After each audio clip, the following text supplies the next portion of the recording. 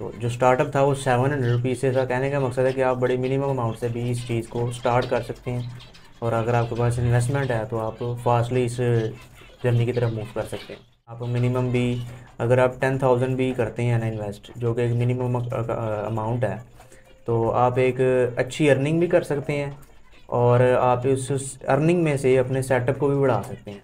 Sir, इनका जो सबसे अच्छा पार्ट है वो इनकी ब्रीडिंग है, और फास्ट ब्रीडिंग है, फास्ट प्रॉफिट है।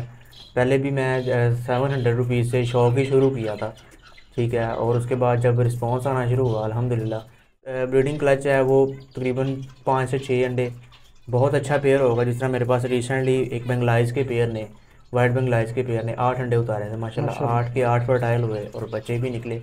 विटामिन की अगर आप ओवरडोज देते हैं तो मेल भी इशू आता है कि मेल अनफर्टैलिटी करना शुरू कर देते हैं, बर्ड को चर्बी वगैरह भी लगने का इशू होता है। कोशिश ये करें कि ज़्यादातर भाई जो है ना वो खुद नेस्टिंग बना के तो दे देते हैं।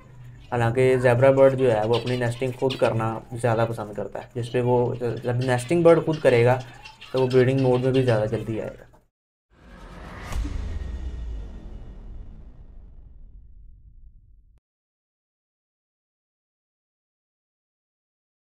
अस्सलामुअलैकुम, दिस इज मोहम्मद अरफान एग्रीकल्चरस। आज हम आए हैं लाहौर में आपको विजिट करवाने के लिए शकील भाई का फिंच का सेटअप।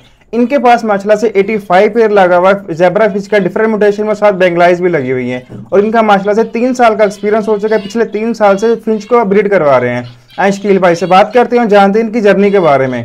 अस्सलामुअलैकुम। जी वालेकुम अस्सलाम। शकील भाई कैसे हैं? अल्लाह का शुक्र, आपकी दुआएं। अल्हम्दुलिल्लाह। शकील भाई सबसे पहले ये बताएं कि आपको आइडिया कहाँ से आया फिंच फार्मिंग का? सर, फिंच फार्मिंग का आइडिया जो है वो मशवरे से, लोगों के और एक्सपीरियंस से हासिल करने से, कि फ़िंच की ब्रीड बहुत अच्छी है और मैंने भी ये चीज़ करनी चाहिए। तो अल्हम्दुलिल्लाह बहुत अच्छा रिस्पांस रहा, और अल्हम्दुलिल्लाह अभी तक भी जो है वो इस काम को हम लेके चल रहे हैं। शकील भाई हर स्टार्टअप बहुत मिनिमम अमाउंट से होता है। जब आपने स्टार्टअप लिया था कितनी इन्वेस्टमेंट से लिया था? सर, जो मेरा स्टार्टअप था वो 700 रुपीज़ थे। स्टूडेंट लाइफ का जब जब मैं था तो तब 700 रुपीज़ से मैंने सेटअप स्टार्ट किया था एक पेयर से, जिसको अल्हम्दुलिल्लाह अल्लाह पाक ने बरकत दी। मैं आज इस जो है ना वो जगह पे खड़ा हूँ, मेरे पास 85 पेयर जो हैं वो ज़ेब्रा के हैं, माशाल्लाह। और बाकी पोस्टर भी लगे हुए हैं अल्हम्दुलिल्लाह।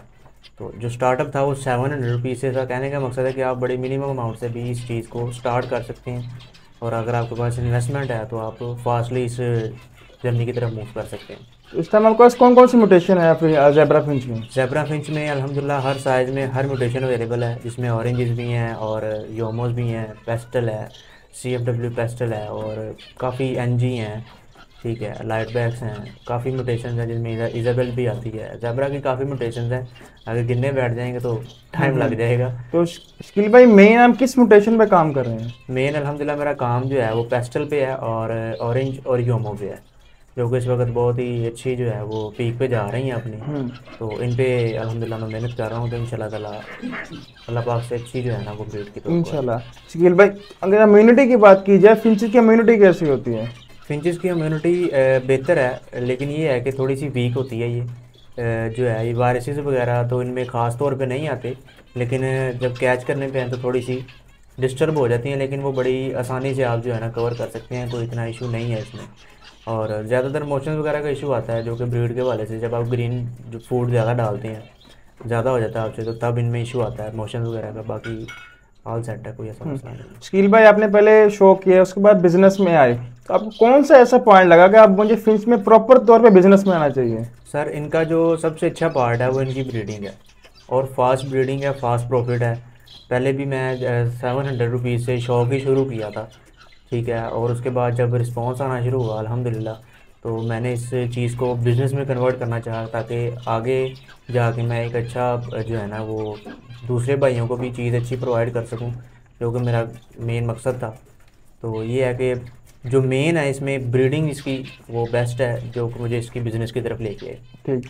तो शकील भाई स्टार्टअप में बहुत डिफिकल्टी का सामना करना पड़ता है। जब आपने स्टार्ट लिया था आपको कौन सी डिफिकल्टीज का सामना करना पड़ा? स्टार्टअप में तो ये आपने बिल्कुल ठीक बात की है कि काफ़ी डिफ़िकल्टीज आती हैं, जिसमें न्यू फैंसर के पास पेयर सेट नहीं हो रहे होते, ठीक है। अगर पेयर सेट हो गए हैं तो इनफर्टिलिटी आती है, जो कि ज़्यादातर बंदों को ये इशू आता है। मेरे पास मैसेजेस भी आते हैं कि भाईजान इनफर्टिलिटी का इशू आ रहा है।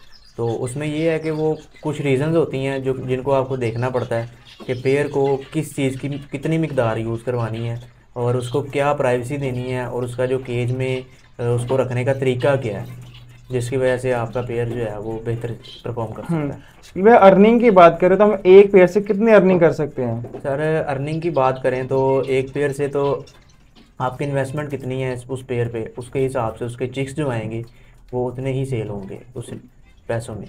ठीक है, अगर आप कॉमन ज़ेब्रा का एक पेयर लगा लें, ठीक है, जो आपको 1000-1500 रुपये मिनिमम मिल जाता है, ठीक है, तो उससे आप अगर वो 4 बच्चे भी निकालें तो आपका एक बच्चा जो है वो अच्छी एवरेज में जाएगा। पर पेयर आपको जो है ना वो क्लच 2500-3000 रुपये का दे जाता है। हम्म। ठीक है। तो शकील भाई ब्रीडिंग एज क्या है फिंच की? फिंच की ब्रीडिंग एज जो है वो 4 से 5 माह है। अगर हम बात करें जिस तरह मेरा सेटअप है एग्जीबिशंस का, तो ये तकरीबन जो है ना मिनिमम 7 से 8 माह लेती हैं, क्योंकि इनका वजन भी बड़ा होता है और इनकी जो प्रॉपर जो है ना डाइट वो भी मेंटेन रखनी पड़ती है, फ्लाई देनी पड़ती है, क्योंकि ये बर्ड की फ्लाई कम होती है और ये ज़्यादातर बैठना पसंद करता है, तो इनको ज़रा चर्बी से भी बचाना होता है। तो इनका एक प्रॉपर एक साइकिल है जो कि यूज़ करना पड़ता है इनको ब्रीड कराने के लिए। शकील भाई फिंच साल में कितने दफ़ा क्लच करती है और एक क्लच में कितने बच्चे आते हैं? सर अगर तो आप देखें आपकी डाइट है कि आपके पास बर्ड कैसा परफॉर्म करने की सलाहियत रखता है। हर बर्ड जो है वो अच्छा परफॉर्म करता है, लेकिन आपकी जो है ना कैल्शियम और विटामिन की वजह से वो थोड़ा सा डिस्टर्ब हो जाता है। किसी वक्त आप ज़्यादा यूज़ करवा देते हैं, किसी वक्त आप में कैल्शियम और विटामिन में कमी आ जाती है, क्योंकि ये बर्ड कैप्टिविटी में है। तो इनका ये जो है कि इनकी ज़िम्मेदारी जो हमारे पे है कि हमने इनको क्या क्या यूज़ करवाना है, उसका इल्म होना लाजमी है। ठीक है। और इसका जो ब्रीडिंग क्लच है वो तकरीबन 5 से 6 अंडे, बहुत अच्छा पेयर होगा। जिस तरह मेरे पास रिसेंटली एक बंगलाइज के पेयर ने, वाइट बंगलाइज के पेयर ने 8 अंडे उतारे थे माशाल्लाह, 8 के 8 फर्टाइल हुए और बच्चे भी निकले। तो इस तरह के पेयर भी होते हैं और ये साल में तकरीबन जिनको जितना इनका ब्रीडिंग सीज़न होता है ना, क्योंकि मैं जो हूँ वो ब्रीडिंग में ही सीज़न में ही इनको चलाता हूँ, बाकी जो ऑल ओवर सीज़न होता है ना आउट, वो रेस्ट पे होती हैं ये। तो ये तकरीबन सीज़न में अगर आप तो इनसे ही बच्चे पलवाएँ तो ये 7-8 क्लच दे जाती हैं। अगर आप फोस्टरिंग पे करने आएँ तो फिर आपकी जो है वो फोस्टरिंग और आपकी जो मेहनत है उस पर है कि आप कितने इस पर जो है ना वो कैल्शियम विटामिन वगैरह दे सकते हैं और कितना इनसे ब्रीड ले सकते हैं। तो फर्टेलिटी रेशियो क्या है शकील भाई इनमें? फर्टेलिटी रेशो बहुत अच्छी है जी। अगर फ़र्ज़ करें कि आपके पास 6 अंडे आए हैं तो अच्छे पेयर के 6 अंडे में 6 के 6 फर्टाइल होंगे। माशाल्लाह। ठीक है। और मिनिमम उसमें आ भी जाता है कि जिस तरह आपके पास एक फर्स्ट ब्रीड के लिए बर्ड रेडी है, आपके पास पहली ब्रीड कर रहा है, तो आपके पास 5 अंडे दिए हैं जिनमें से 3 भी फर्टाइल हो सकते हैं। मे भी आ सकता है कि कोई भी फर्टाइल ना हो। फर्स्ट क्लच में इशू आता है, लेकिन वो मेल फीमेल कंफर्म होंगे तो वो इंशाल्लाह ताला नेक्स्ट क्लच में क्लियर हो जाता है। शकील भाई इनका बच्चा कितनी देर में सेल्फ होता है? इनका बच्चा तकरीबन जो है वो बेंगलाइज की बात की जाए तो वो तकरीबन 15 से 18 दिन में सेल्फ हो जाता है टोटल। और अगर ज़ेब्रा की बात की जाए तो उसका तकरीबन 25 से 26 दिन 27 दिन तक चला जाता है, क्योंकि वो ज़रा खुराक भी इनको ज़्यादा और जिस्म में भी बड़े होते हैं वो। हैचिंग ड्यूरेशन क्या होता है इसकी? हैचिंग ड्यूरेशन इनका 12 से 14-15 दिन तक का होता है। ठीक है। और उसमें ही बच्चा निकल आता है। मैक्सिमम समझ लें कि आप अगर बेंगलाइज है ना तो आपके पास ये अंडे दे के 1 महीना 5-6 दिन में ये आपको बच्चा सेल्फ करके दे देता है। माशाल्लाह। तो शकील भाई हर बिजनेस के 2 पॉइंट होते हैं, प्लस पॉइंट भी होते हैं, नेगेटिव पॉइंट भी होते हैं। आपके मुताबिक ज़ेब्रा फिंच फार्मिंग के नेगेटिव पॉइंट क्या हो सकते हैं? ज़ेब्रा फिंच फार्मिंग के नेगेटिव पॉइंट तो मुझे आज तक नहीं नज़र आए, क्योंकि ये है कि अगर आप बर्ड अच्छा ब्रीड करवा रहे हैं तो आपके पास नेगेटिव पॉइंट नहीं आएंगे, क्योंकि आपके पास बर्ड अच्छा है और आप उस पर वर्क भी कर रहे हैं। तो प्लस पॉइंट ये है कि आप म्यूटेशंस पे काम कर सकते हैं। इसकी मुख्तलिफ म्यूटेशन जिस तरह हर बर्ड में होती हैं, इसमें आप जितनी क्रॉस ब्रीडिंग करवाएंगे आप अपनी म्यूटेशन में भी मुतारफ़ करवा सकते हैं। ठीक है। क्रॉस ब्रीडिंग को करवाने के लिए आपको उसको पहले पढ़ना पड़ेगा जेनेटिक्स को, जो कि तकरीबन माशाल्लाह काफ़ी बंदों में आजकल समझ में आ रही है, पाकिस्तान में मेहनत चल रही है इसके ऊपर इंशाल्लाह। शकील भाई आपका माशाल्लाह 3 साल का एक्सपीरियंस हो चुका है। इस 3 साल का एक्सपीरियंस में क्या आपने कोई ऐसी मिस्टेक की जिसकी वजह से आपको बहुत बड़ा लॉस का सामना करना पड़ा हो? जी बिल्कुल, मेरे से मिस्टेक हुई थी एक कि मैंने ओवरडोज कर दिया था एक सीज़न में बर्ड को, तो बर्ड हीट पे आ गए दोबारा, तो काफ़ी जो है ना वो समझ लें कि एक क्लच पूरा डिस्टर्ब हो गया था, जिससे मैंने ये सबक लिया कि आप मिकदार थोड़ी यूज़ करवा लें, लॉन्ग टाइम करवा लें। ये नहीं कि आपको अगर बताया गया है कि एक चीज़ का 1 ग्राम इसमें यूज़ करवाना है, आपने जनाब वो उनको ज़्यादा जल्दी एक्टिव करने के लिए बर्ड को आप 2 ग्राम 3 ग्राम यूज़ करवा दें, तो वो बर्ड के साथ ज़्यादती है। तो मुझे तो ये सबक मिला हुआ, मैं तो यही कहूँगा कि तमाम भाई भी इससे सबक हासिल करें कि मसला आता है इसमें। ओवरडोज विटामिन्स के? और विटामिन्स की अगर आप ओवरडोज देते हैं तो मेल भी इशू आता है कि मेल अनफर्टिलिटी करना शुरू कर देते हैं, बर्ड को चर्बी वगैरह भी लगने का इशू होता है, ठीक है। और अगर आप कैल्शियम्स की ओवरडोज देंगे तो आपका जो बर्ड का एगशेल होगा वो हार्ड हो जाएगा, ठीक है। अगर आप कैल्शियम्स की कमी करेंगे तो बर्ड का एगशेल जो है वो नरम हो जाएगा, एगशेल हार्ड होगा तो आपके पास डेड एंड शेल का ज़्यादा इशू आ सकता है। तो स्किल भाई, एक नया बंदा स्टार्टअप ले रहा है तो अपना नॉलेज कहाँ से गेन करे वो? सर अपना नॉलेज आप अब तो माशाल्लाह बड़े से प्लेटफॉर्म बन गए हैं, ठीक है। और इंशाल्लाह मैं भी हाजिर हूँ, अगर किसी को चाहिए हो कोई नॉलेज तो मैं इंशाल्लाह ताला प्रोवाइड करूँगा पूरे समझ। स्किल भाई, नया बंदा स्टार्टअप ले रहा है, कितनी इन्वेस्टमेंट से ले और कितने एरिया से ले? सर अगर तो फिंचिस का आप ले सकते हैं सेटअप का स्टार्टअप, तो ये तकरीबन आप मिनिमम भी अगर आप 10,000 भी करते हैं ना इन्वेस्ट, जो कि एक मिनिमम अमाउंट है, तो आप एक अच्छी अर्निंग भी कर सकते हैं और आप उस अर्निंग में से अपने सेटअप को भी बढ़ा सकते हैं, ठीक है। आप पीक मोटेशंस डालें, ठीक है, उनकी सेल आउट भी आसानी होगी, जिस तरह के चल रही हैं आजकल ऑरेंज, योमो, पेस्टल वगैरह। तो साइज़ पे जो है ना वो सारा डिपेंड करता है ज़ेब्रा, इस साइज़ क्या है, इसमें डच लाइन भी आती है, डच एग्जीबिशन, उसके बाद इंग्लिश लाइन, उससे नीचे आ जाएंगे तो किंग साइज़, उनकी सारी जो है ना वो प्राइस एक तरतीब से चल रही होती है। स्टार्टिंग में पट्ठे ले गया कि ब्रीडर पे ले गया है? सर मेरा तो मशवरा यही है कि आप स्टार्टिंग में पट्ठे लें ताकि बर्ड आप अपने खुद तैयार करें, आपको पता हो। और पट्ठों का ये मकसद ये होता है कि आपको पास बर्ड जो है ना उसकी विद हिस्ट्री आता है। ब्रीडिंग जो है ना वो आप लेंगे ना पेयर, तो ज़ेब्रा में टचिंग ब्लड बहुत होते हैं, ठीक है। अब लास्ट टाइम मुझे एक दोस्त का फ़ोन आया जी, वो एनजी का पेयर है, वो स्नो वाइट का बच्चे निकाल रहा है, हिस्ट्री नहीं है तो ठीक है, मतलब कि उसकी तो गुड लक चल रही है। तो आपके पास हिस्ट्री होना लाजमी है कि ये बच्चा जो है किस पेयर का है और टच ब्लड क्या है, इसमें स्प्लिट्स किसका हो सकता है, ये स्प्लिट्स इसमें बहुत वर्किंग में बहुत काम आते हैं। तो ये है कि चल जाएगा इंशाल्लाह ताला। तो स्किल भाई, इनकी ब्रीडिंग की प्रॉपर रिक्वायरमेंट्स क्या है? ब्रीडिंग की प्रॉपर रिक्वायरमेंट्स ये हैं कि आप इनको सबसे पहले तो इनका ये है कि आप जो है ना वो इनका केज जो है ना उसमें स्टिक्स अच्छे तरीके से लगाएं ताकि इनकी फ्लाई भी हो, क्योंकि ज़ेब्रा के लिए फ़्लाई बहुत जो है ना वो इम्पोर्टेंट है। अगर तो आप इसमें फ़्लाई नहीं देंगे तो पेयर को एग बाइंडिंग का भी इशू आ सकता है, ठीक है। उसके बाद इनकी डाइट, कैल्शियम विटामिन आपने बड़े मकदार से यूज़ करवाने हैं, ओवरडोज नहीं करना बर्ड को। और कोशिश ये करें कि ज़्यादातर भाई जो है ना वो खुद नेस्टिंग बना के तो दे देते हैं, हालांकि ज़ेब्रा बर्ड जो है वो अपनी नेस्टिंग खुद करना ज़्यादा पसंद करता है, जिस पे वो जब नेस्टिंग बर्ड खुद करेगा तो वो ब्रीडिंग मोड में भी ज़्यादा जल्दी आएगा। स्किल भाई, आप जब एक बंदा परचेज करने चाह रहा है बर्ड्स, तो कौन कौन से साइन चेक करके बर्ड परचेज करे? अगर तो मैं तो यही कहूँगा कि अगर तो आप बर्ड कहीं से भी ले रहे हैं तो आप उस बर्ड को अच्छे से चेक करें, उस बर्ड को केज में से डायरेक्ट जो है ना वो अपने पार्सल केज में ना डालें या थैली में ना डालें, उसको हाथ में पकड़ें, उसके नेल्स वगैरह चेक करें, उसकी हड्डी चेक करें जिसको हम फ्रंट बोन भी कहते हैं, उसकी कोई सीप वगैरह तो नहीं निकली हुई उसको, ठीक है, उसकी आंखें चेक करें। और मैं तो यही रिकमेंड करूँगा कि अगर आपको जो है किसी के घर का बर्ड मिल रहा है तो वो ज़्यादा अच्छा है, क्योंकि किसी के घर के बर्ड आप लेके आएंगे ना तो वो मुझे जहाँ तक लगता है कि वो काफ़ी हद तक साफ़ सुथरे होंगे मार्केट के मुताबिक। ज़्यादातर बंदों को यही आता है कि मार्केट से बर्ड उठा लिए हैं, वायरसेस होते हैं उसमें, और ज़्यादातर इशू जो है वो ब्रीडिंग में नहीं आ रहे होते, क्योंकि इतने ही हजम में जब बर्ड बड़ा होता है तो बर्ड समझ लें कि उसका वैसे ही दिमाग जो है ना वो पूरा हो चुका होता है। तो बेहतर है कि अगर आपको किसी के घर से बर्ड मिल रहे हैं और थोड़े से आपको डिफरेंट रेट में मिल रहे हैं बकौल मार्केट का मकसद यही है कि आपको सस्ते मिलें, लेकिन चीज़ अच्छी लेने के लिए अगर आप किसी के घर को ज़्यादा प्रेफर करेंगे ना तो वो बेस्ट है। वो मेरे में नज़दीक जो है ना वो अच्छी चीज़ है कि आप किसी के घर से बर्ड उठाएं, और आपको वो जाहिर सी बात है जिससे आप बर्ड उठाएंगे वो आपके साथ जो है ना वो कॉम्प्रोमाइज़ भी करेगा, आपको साथ भी लेके चलेगा। तो ये है कि घर का बर्ड ज़्यादा बेस्ट है। स्किल में ब्रीडिंग सीजन कब स्टार्ट होता है और कब एंड होता है?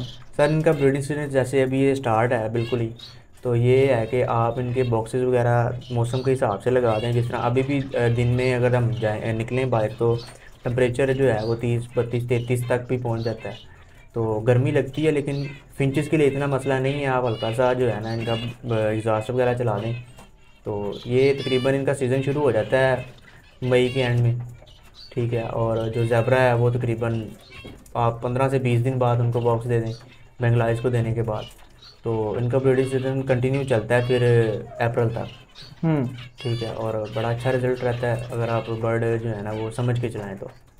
और शकील भाई डाइट में क्या देना चाहिए फिंच को?